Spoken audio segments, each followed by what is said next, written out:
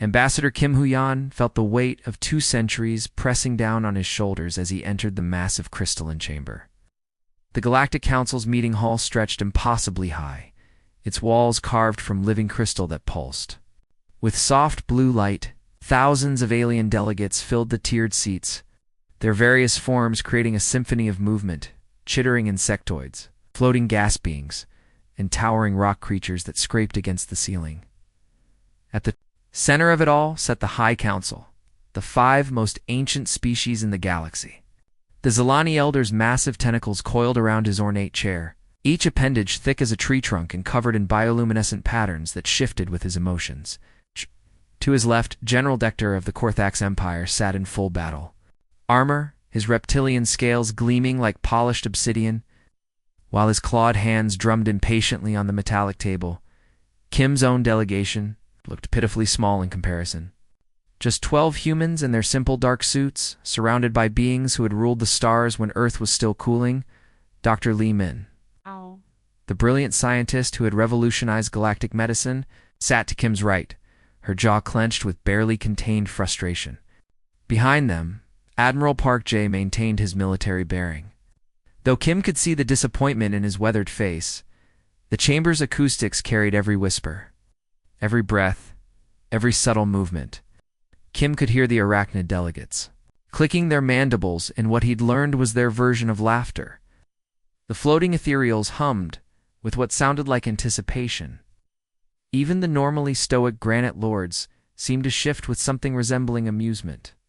The 847th session of the Galactic Council will now commence, announced the Zilani Elder, his voice a deep rumble that seemed to come from the chamber walls themselves.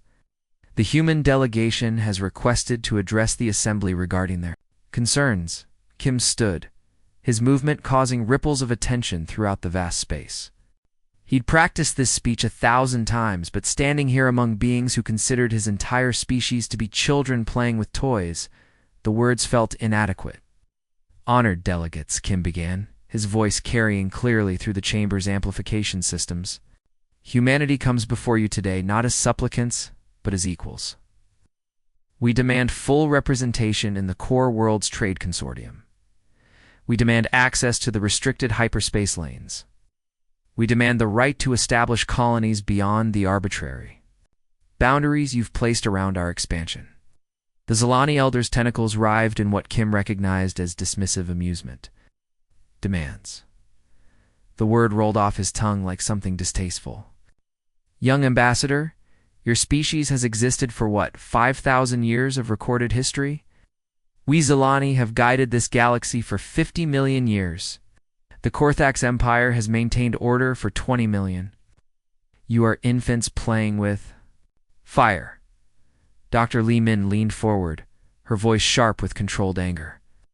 "Infants who have contributed 40% of the galaxy's agricultural output in the past decade.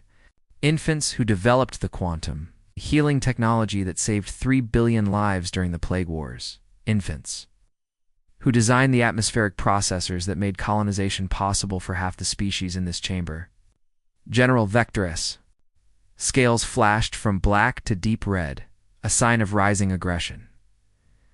"Your contributions are noted, humans. But you reproduce like vermin. Your expansion rate is unsustainable. In 2 centuries, you've gone from 1 world to over 3,000 colonies. At this rate, you'll consume the entire galaxy within a millennium. While your empire claims 12 new systems each year," Kim shot back. "Systems that remain barren because you lack the technology to make them livable. Systems that could support billions of lives if you'd allow human terraforming teams to work on them." Chamber erupted in a cacophony of alien voices. The arachnids clicked their approval of the Korthax position. The ethereals hummed in harmonious agreement. Even species that had benefited from human technology seemed to side with the ancients. Kim waited for the noise to die down, then continued. "We've been patient for 200 years. We've accepted junior status in every consortium. We've been denied access to 70% of known space. Our colony ships are turned away from perfectly suitable worlds because they fall within your traditional spheres of influence. Meanwhile, you use our technology, eat our food, and benefit from our medical advances while treating us like dangerous animals that need to be contained. The Zilani elders' bioluminescent patterns pulsed with what Kim had learned was condescension. Patience, young ones. In perhaps another 10,000 years, when you've proven your stability, when you've learned to control your expansion, then we might consider no. Kim's voice cut through the chamber like a blade. The single word seemed to echo endlessly in the sudden silence. We're done waiting. We're done begging for scraps from your table while providing the feast. Admiral Park J stood beside Kim, his military bearing radiating quiet strength. Ambassador Kim speaks for all of humanity. We withdraw from all galactic treaties, effective. Immediately, we renounce our membership in this council. The chamber exploded into chaos. General Lektar's roar shook the crystal walls. The Zilani elder's tentacles thrashed wildly, knocking over ceremonial objects on his table. Smaller species chittered and squealed in panic. Cannot simply leave, the elder shouted over the din. No species is ever withdrawn from the council. The treaties are binding for species that choose to honor them, Kim interrupted, his voice carrying a calm finality that somehow cut through the chaos. Humanity no longer chooses to be bound by agreements that treat us as second-class citizens in our own galaxy. Dr. Li Min gathered her papers with deliberate precision. Our research stations will begin shutdown procedures within the week. Our agricultural worlds will cease shipments immediately. Our medical facilities will suspend all non-human treatments. You're making a mistake, General Dektar growled, his claws extending from his gauntlets. You need us more than we need you. Kim smiled for the first time during the entire session, but it wasn't a pleasant expression. We'll see about that, General. As the human delegation filed out of the chamber, Kim could hear the voices behind them shifting from anger to uncertainty. The arachnids' clicking had become nervous rather than amused. The ethereal's humming had taken on discordant notes. Even the granite lords seemed to be shifting uneasily. At the chamber's exit, Kim turned back one final time. The ancient species, who had ruled the galaxy for millions of years, were already beginning to argue among themselves, their unity fracturing now that they had a common enemy to focus their disdain upon. Goodbye, Kim said simply, and walked out into an uncertain future where humanity would finally stand on its own among the stars. Admiral Park J stood on the bridge of the UES Indomitable, watching the holographic display that showed humanity's greatest exodus in history. The massive dreadnought's bridge hummed with activity as officers coordinated the withdrawal from 3 entire spiral arms of the galaxy. Through the reinforced viewport, he could see the steady stream of human ships departing from the mining station they'd built in the asteroid belt of the Kethmer system. Status report, Park ordered, his weathered hands clasped behind his back. The Admiral had served in the Galactic Defense Force for 30 years. But nothing had prepared him for this moment. Commander Nam Su looked up from her datapad, her face illuminated by the soft blue glow of the tactical displays. 17 million. Civilians evacuated from the Outer Rim territories in the past 72 hours. The cargo haulers are working around the clock, but the sheer scale of this operation... She paused, running calculations in her head. We're moving entire cities. Sir, families who've lived on these worlds for generations. Park nodded grimly. And the facilities? Agricultural worlds in the Kethmer sector are shutting down their biodomes as planned. The Zilani are already sending ships to claim our facilities. Long-range sensors show at least 50% of their vessels approaching New Busan colony. The Admiral's expression remained stoic, but Nam Su caught the slight tightening around his eyes. Let them try. Have they discovered the security protocols yet? No, sir. The quantum locks are holding perfectly. They can't access any of our systems. The Korthax tried to force their way into the main reactor on Mining Station 7. Engineers have been working for 6 hours straight and haven't even managed to get the lights to turn on. On the planet below, the scene was almost comical if it weren't so tragic.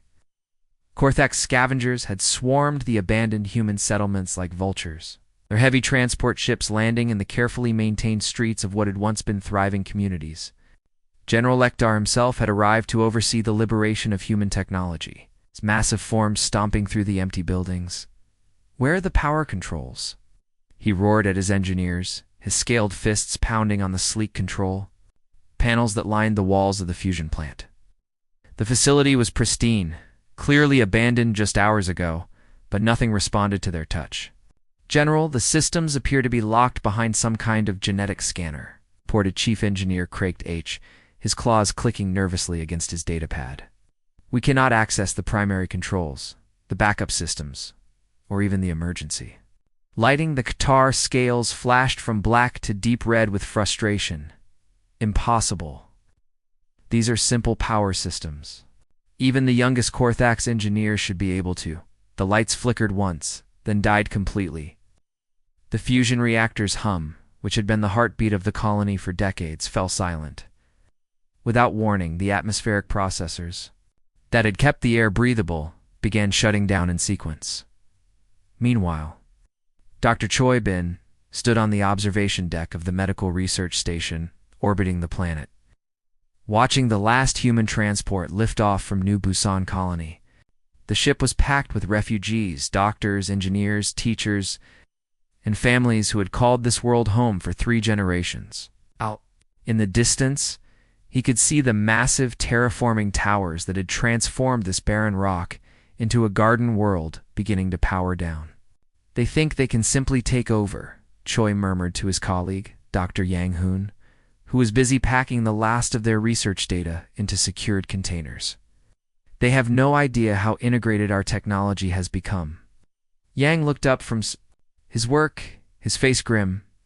"The biological sensors are already detecting the absence of human genetic markers. The towers are shutting down their primary systems. Without constant human oversight, the atmospheric balance will start to shift within days." Through the viewport, they could see Zilani ships approaching the colony. The massive vessels, shaped like organic nautilus shells, dwarfed the human transports. But as they landed and began deploying their tentacled crews, the 2 human scientists knew they were in for a shock. "The soil processors are next," Yang continued, checking his scanner. "The ones that keep the ground fertile and prevent the natural toxins from seeping back into the water supply. Without them, this world will be uninhabitable within months." "Doctor!" Choi shook his head sadly. 50 years of terraforming, undone in a matter of weeks. But they wanted us gone, didn't they? The evacuation continued across dozens of systems. On the industrial world of Kepler 44b, the massive automated factories that had supplied the galaxy with everything from computer chips to medical equipment began shutting down one by one. Oh. The arachnid delegates who had laughed at humanity and the council chambers arrived with their own engineers, only to find that the production lines required constant human biometric confirmation to operate. "The quantum manufacturing systems are unlike anything we've seen," reported arachnid engineer Zikdach to his superiors, his mandibles clicking with frustration. "Every component requires genetic verification. Even the basic assembly robots refuse to activate." The situation was even worse on the agricultural worlds. The Thraxian Republic, which had depended on human-grown food for 60% of their population's nutrition, watched in horror as the biodomes began failing. The genetically modified crops that had fed billions required human-designed maintenance. Systems that recognized only human DNA signatures. Prime Minister Velthara of the Thraxian Republic stood in her emergency command center, watching reports flood in from across their territory. "How long before the food shortages begin?" she asked her agricultural minister. 2 weeks, maybe 3, came the grim reply. "The humans didn't just grow our food, they designed the entire system. The soil bacteria, the atmospheric processors, the irrigation networks, everything depends on their technology." Back on the Indomitable, Commander Namsu received another report. "Admiral, we're getting distress signals from the Korthax mining operations. Their ore processing facilities have gone offline. Without the human-designed separation systems, they can't extract the rare metals their industry depends on." Allowed himself a small smile. How long until their ship production stops? Based on their current reserves? 6 months? Maybe less. They'll have to cannibalize their existing fleet to maintain their military. The withdrawal continued like clockwork. Every human ship that departed took with it not just people, but the knowledge and genetic keys that kept entire systems running. The galaxy had become so dependent on human innovation that their absence created a domino effect of failures. Dr. Yang Hoon sealed the last container of research data and joined Dr. Choi at the viewport. Below them, the Zilani had managed to enter the colony's buildings. But the environmental systems were already beginning to fail. The air recyclers, designed to human specifications, were shutting down as the last traces of human DNA signatures faded from the sensors.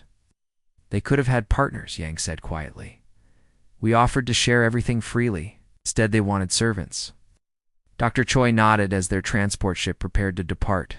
Now they'll learn the difference between taking and earning. As the human fleet gathered at the edge of the system, preparing for the jump to hyperspace, Admiral Park took one last look at the worlds they were leaving behind. In just 3 weeks, the Korthax Empire's industrial output had dropped by 30%. The Zilani's agricultural yields were failing as human-designed soil processors went offline. Smaller species found their life support systems gradually degrading without the constant maintenance that human engineers had provided. The galaxy was learning, perhaps too late, that humanity hadn't just been residents of these worlds. They had been the invisible foundation that kept everything running. 3 months after humanity's departure, the galaxy was experiencing its first taste of what life without humans really meant. The crisis began quietly, with a few missed communications, delayed supply shipments, and minor technical glitches that the various species initially dismissed as temporary problems.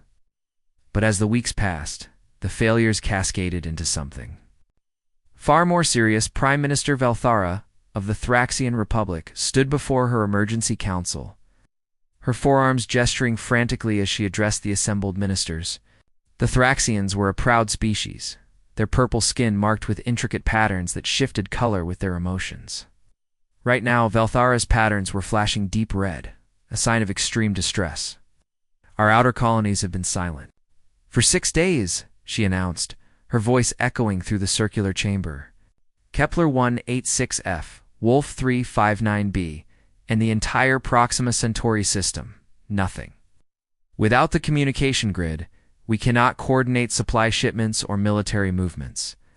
Our transport captains are flying blind. Her chief scientist, Dr. Keth Morin, shifted uncomfortably in his seat.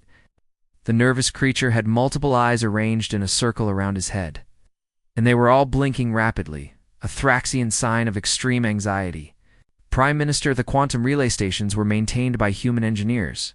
We assumed the technology was simple enough to reverse engineer once they left. Assumed? Velthara's voice cracked like a whip, her skin patterns flashing from red to angry yellow. What do you mean assumed? These are the communication systems that connect our entire civilization. Dr. Kethmoran's eyes darted around the room, seeking support that wasn't there. The quantum entanglement chambers require constant recalibration. The humans had teams of specialists who understood the molecular level adjustments needed to maintain the quantum states. Without them, the entangled particles are losing coherence. In simple terms, Dr. Velthara demanded, the network is dying, Prime Minister. Each day, more relay stations fall silent. At this rate, we'll lose contact with our core worlds within a month. Across the galaxy, the Korthax Empire faced even worse problems. General Dector's flagship, the Dominator, drifted powerless in the void between stars. The massive dreadnought, once the pride of the Korthax fleet, now resembled a dead whale floating in space. Its weapon systems had failed one by one over the past week, and now even basic life support was beginning to struggle. Engineering report, Dekta growled into his communicator, his massive form hunched over the command console. The general's scales had turned a sickly gray color, a sign of illness among his species. 9 seconds, SEO Han replied calmly. Sir, Commander Vexstar interrupted. Our sensors are detecting some kind of energy buildup from the human vessels. It's unusual. 8 seconds. Dektar's patience snapped. Fire all weapons. Destroy them. The Korthax fleet opened fire simultaneously. Plasma cannons erupted in brilliant streams of superheated gas. Quantum torpedoes streaked through space, their warheads capable of cracking planet surfaces. Particle beams lanced out in deadly precision. The combined firepower of 50 warships created a light show that could be seen from neighboring star systems. But the human ships seemed to shimmer, like heat waves rising from summer pavement. Then they vanished entirely. The Korthak's weapons struck empty space, their deadly barrage illuminating nothing but cosmic dust. Dektas stared at his displays in disbelief. Where did they go, sir? They just ... disappeared. No hyperspace signatures. No warp distortions. They're just gone. Impossible, Ektar roared. Ships don't just vanish. Find them. Commander Vextar's claws clicked frantically across his console. General, I'm detecting massive energy readings directly above us. That Tar looked up through the bridge viewport and froze. The 12 human ships hung in space directly above his fleet, as if they had simply teleported there. But that was impossible. No species had mastered instantaneous travel across such distances. How did they? Dektar began, but his words were cut short as his flagship suddenly shuddered. The lights flickered, and then the shield generators died without warning. Sir, our shields are down, his engineering officer reported. All defensive systems are offline. Restore them immediately. I can't, sir. The systems aren't responding to any commands. Across the fleet, similar reports flooded in. The battleship Crusher simply went dark, its massive hull drifting silently through space. The Devastator lost all power to its weapons systems. One by one, the pride of the Korthak's fleet was being systematically disabled without a shot being fired. Impossible, Vek, Tar whispered, his scales turning pale with shock. Their ships are smaller than ours. How are they doing this? Commander Vextar's voice was barely a whisper. General, their technology... It's nothing like what we've seen before. Our intelligence reports were completely wrong. They must have been hiding their true capabilities. On the screen, Captain Essiohan's expression hadn't changed. He looked as calm as if he were discussing the weather.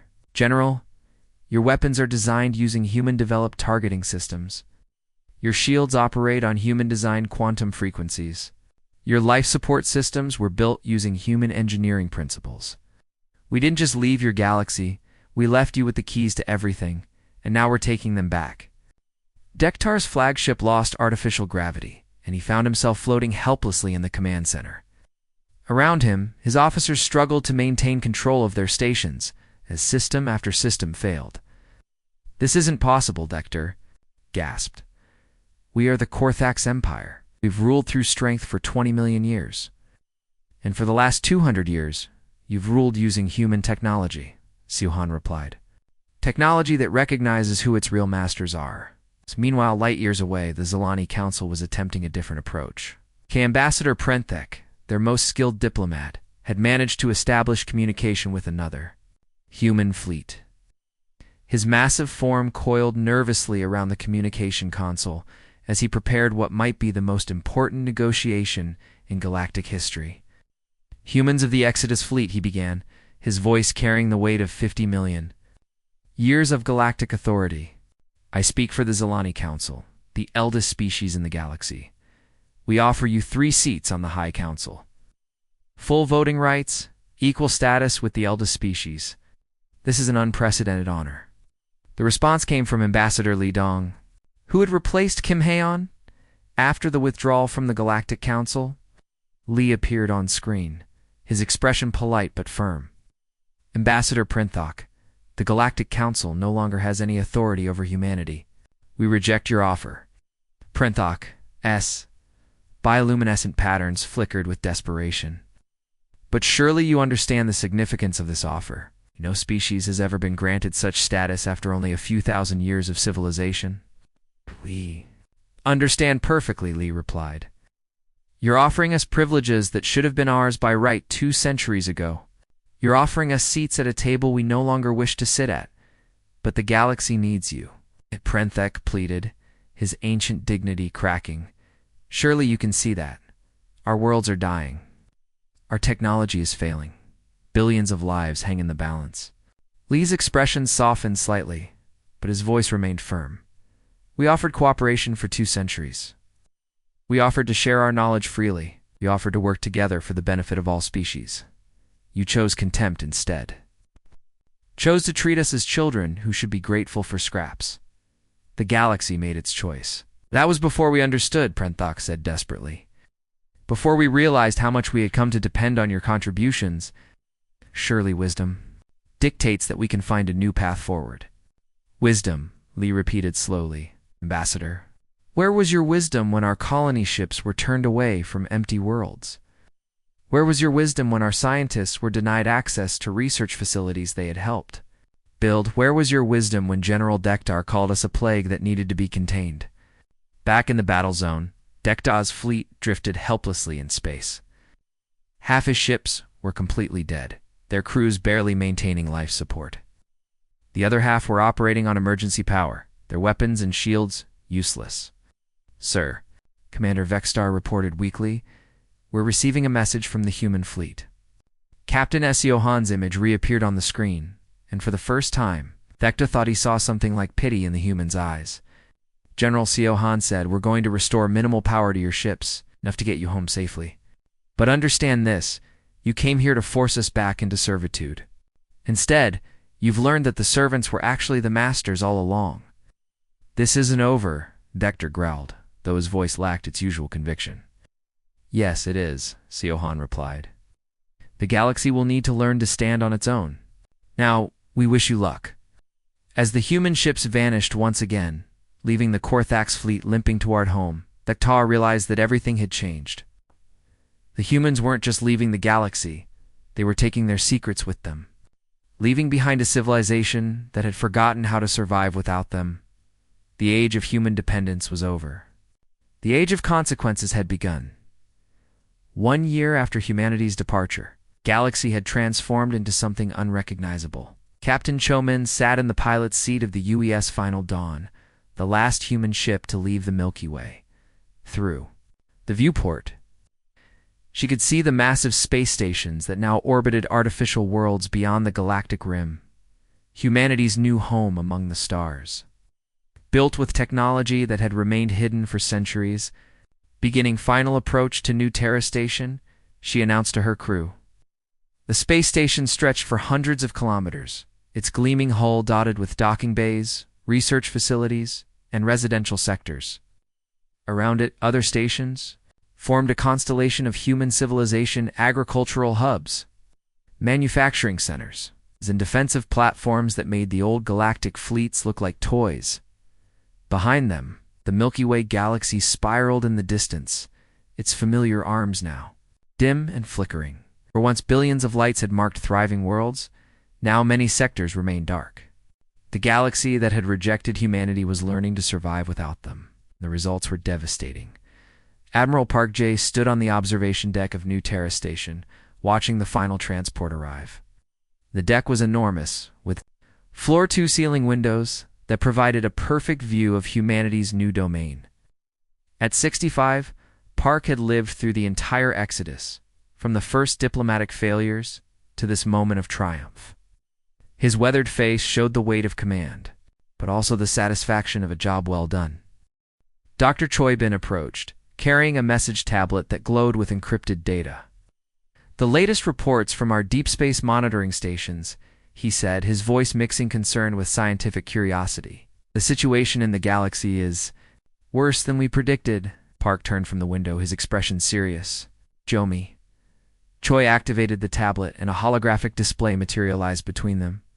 The galaxy appeared in miniature, but large sections were marked in red systems that had gone dark. Civilizations that had collapsed, entire sectors that had reverted to pre-industrial conditions. The Thraxians are requesting technical assistance, Choi continued. They're willing to trade their entire stellar cartography database for basic terraforming knowledge. Prime Minister Velthera has sent 17 separate messages in the past month, each one more desperate than the last. Park nodded slowly. The Thraxians had always been the most reasonable of the galactic species, though they had still voted. To restrict human expansion, and the others? The Zelani Council has dissolved completely. Without their agricultural systems, their homeworld is facing massive famine. Elder Zethmore died last month, the first Solani to die of starvation. In 10 million years? The remaining elders are fighting among themselves over the last functioning food production facilities. The hologram shifted, showing the former Korthax Empire. What had once been a unified military force now appeared as dozens of smaller territories, each marked with different colors. The Korthax Empire has fractured into warring tribes, Choi explained. Without their advanced weaponry, they've reverted to basic kinetic weapons and chemical explosives. General Dektar was killed in a civil war 3 months ago. His former subordinates are fighting over the remaining functional starships. Studied the display with the eye of a strategist. How many functional ships do they have left? Less than 10% of their original fleet. Most of their vessels are stranded in space, unable to maintain life support or navigation systems. We've detected several distress signals from Korthax ships drifting in deep space, but... Choi shrugged. Their crews are probably dead by now. Display shifted again, showing smaller species throughout the galaxy. 17 minor species have requested permission to join us in exile. The Glixians, the Kepler natives, the vegan traders, they're all willing to abandon their homeworlds. If we'll accept them into our new civilization. Park walked to the window, gazing out at the bustling activity around the station. Human ships moved in perfect formation, their hulls gleaming with the advanced alloys that had been developed in secret. Construction vessels worked on expanding the station network, using matter conversion technology that could turn asteroids into habitable worlds. What about the arachnids? Park asked. Queen Zikthara's collective is on the verge of collapse. Their population has dropped by 60% due to starvation. The automated factories that fed their drones have been offline for months. Offered to surrender her entire territory to us in exchange for food synthesis technology. Dr. Choi joined Park at the window. The ethereals have it worst of all. Without quantum containment systems, they're literally dissolving back into cosmic energy. Their entire species might be extinct within the year. Park was quiet for a long moment, watching a group of human children playing in one of the station's recreational areas. These children had been born during the Exodus. They would never know the old galaxy, never experience the prejudice and limitations that had driven humanity to leave. Perhaps in time, they'll learn that cooperation isn't weakness. Park finally said that sharing knowledge doesn't diminish the giver. Will we ever return? Choi asked. Park's expression was thoughtful as he considered the question. When they're ready to be partners instead of masters. When they understand that a galaxy thrives through diversity, not dominance. On the holographic display, new data streamed in from the monitoring stations. The Thraxian Republic had lost contact with another dozen colony worlds. The remaining Zilani elders were fighting over the last atmospheric processor on their homeworld. The Korthax fragments were cannibalizing each other's ships for spare parts, Choi said quietly. Some of our people are saying we should help them, that we have a moral obligation to share our knowledge, even after everything they did to us. Park nodded. They're not wrong. But help given out of pity isn't partnership. It's charity. If we return now, we'll just be going back to the same old relationship. They'll be grateful for a while, then they'll start to take us for granted again. Through the window, they could see the latest arrivals, refugees from the galaxy who had managed to make the journey to humanity's new home. Most were from the smaller species, the ones who had been caught in the middle of the great powers. Conflicts. They looked exhausted, their ships barely functional, but their eyes held hope. The ones who come to us, Park continued, they're making a choice. They're choosing to leave behind the old system to start fresh. It's different from going back to fix the old system. Dr. Choi checked his tablet again. We've got another message from the Thraxian Republic. They're offering to rename their capital world in humanity's honor if we'll share our food synthesis technology. Park almost smiled. Desperate times make for desperate offers. As they watched, Captain Cho Min's ship completed its docking procedure. The final human had left the galaxy, bringing with them the last of humanity's hidden knowledge and technology. The exodus was complete. What happens now? Choi asked. Park gestured toward the artificial worlds visible through the window. Now we build something new, something better. Civilization based on cooperation rather than competition, on shared knowledge rather than hoarded power. The The holographic display updated one final time, showing the galaxy as it stood now, a shadow of its former self, struggling to maintain even basic civilization without the humans they had dismissed as insignificant upstarts. And maybe, Park added, when they've learned to value what they lost, when they've proven they can change, maybe then we'll consider coming back.